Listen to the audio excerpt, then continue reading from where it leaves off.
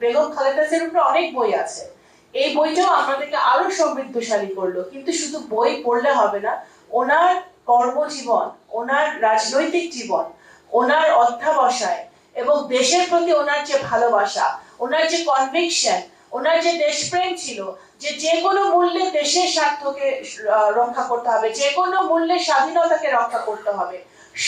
সবাই দেশ থেকে পালিয়ে গেলে উনি দেশ কখনো ছাড়েন নাই।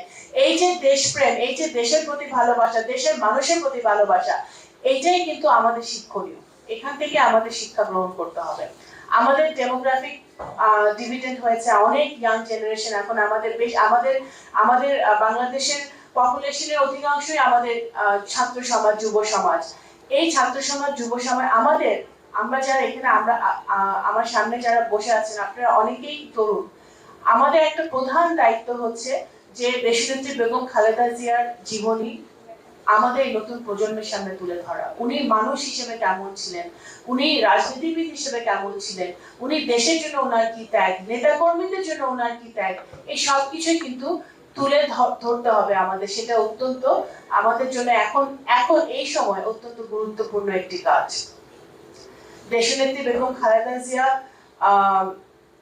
ওনার 1971 সাল থেকে, স্বাধীনতার সময়কাল থেকে, যেটা এই বইয়ে তুলে ধরা হয়েছে কিছুটা, ওনার মৃত্যুর আগ পর্যন্ত উনি দেশের মানুষের জন্য কাজ করে গেছেন। দেশে যখনই গণতন্ত্র হোঁচট খেয়েছে, এবং সবচেয়ে বেশি এখানে আমার মঞ্চে যারা বসে আছেন, তারা একসাথে ওনার সাথে মাঝে ছিলেন।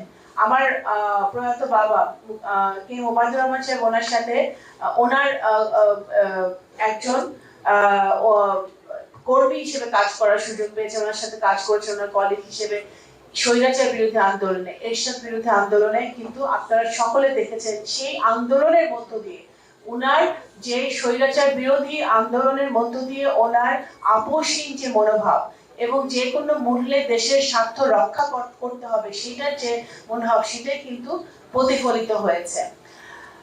আজকে যদি দেশনেত্রী বেগম খালেদা জিয়া বেঁচে থাকতেন, উনি সবচেয়ে বেশি আনন্দিত হতেন যে আজকে আমাদের দেশের প্রধানমন্ত্রী জনাব তারেক রহমান, উনি আজকে বাংলাদেশে নারী শিক্ষার জন্য বেগম খালেদা জিয়া যে ঐতিহাসিক সিদ্ধান্ত নিয়েছিলেন যে নারীদের শিক্ষা একেবারে ক্লাস 1 থেকে হাই স্কুল পর্যন্ত অবৈতনিক করা, তার মধ্য দিয়ে নারী শিক্ষার যে রেভলিউশন হয়েছে, যে ঐতিহাসিক রেভলিউশন হয়েছে, সেটার এক ধাপ আজকে 10 তারিখ, মার্চের 10 তারিখ, আজকে এক ধাপ এগিয়ে নিয়ে গেছেন বর্তমান প্রধানমন্ত্রী জনাব তারেক রহমান।